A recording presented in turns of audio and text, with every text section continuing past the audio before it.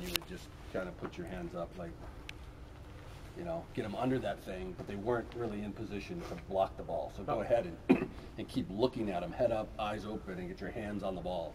Yeah, and try to keep your eyes on things that are relevant.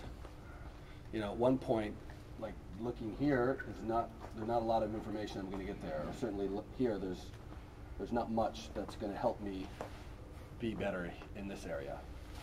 Yeah? Okay. So my next observation was, and perhaps because I'm evaluating outside hitter, and one of the things that I say to my team a lot is, I like spiking.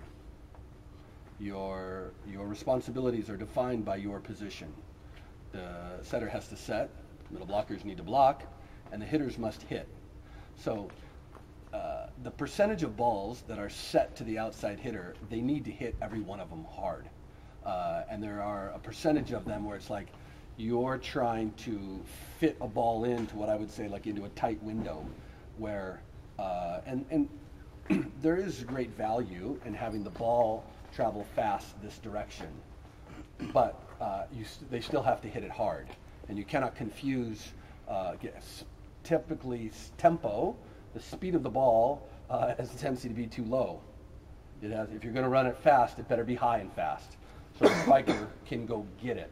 And it makes no sense to have what was at times maybe 30, 40, 50% of the sets that were not being hit hard. The hitter has to get to it, so you let the hitter make the play. You have to put it in a zone where they're going to go hit it, and they're going to get to it and hit it hard. You know, setters make plays like into the middle. You know, let the spikers spike, and the ball has to get hit hard every time. If you're in our league, if you're going to misfire, you maybe get one or two a set that you didn't hit really hard, whether to all players, to all throughout the the course of one set. You might get a couple that you got away with, doing that. But if it gets into like 4 or 5 times, you're gonna lose.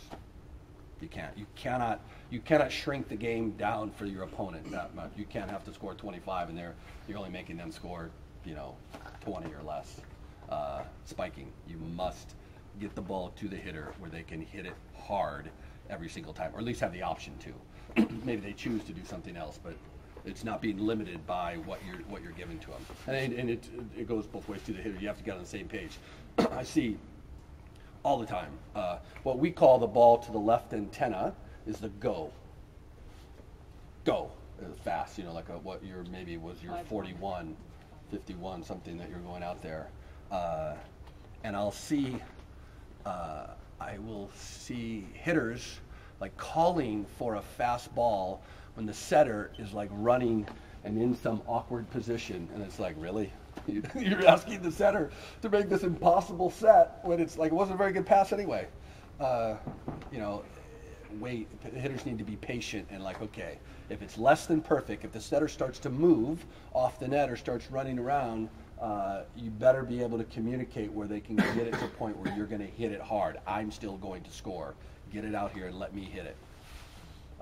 Instead of trying to create stuff and hit all the, maybe 4 or 5 different kinds of sets that you're trying to run at different.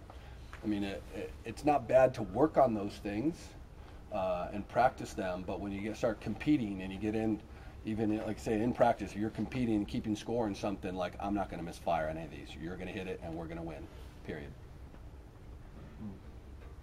Questions?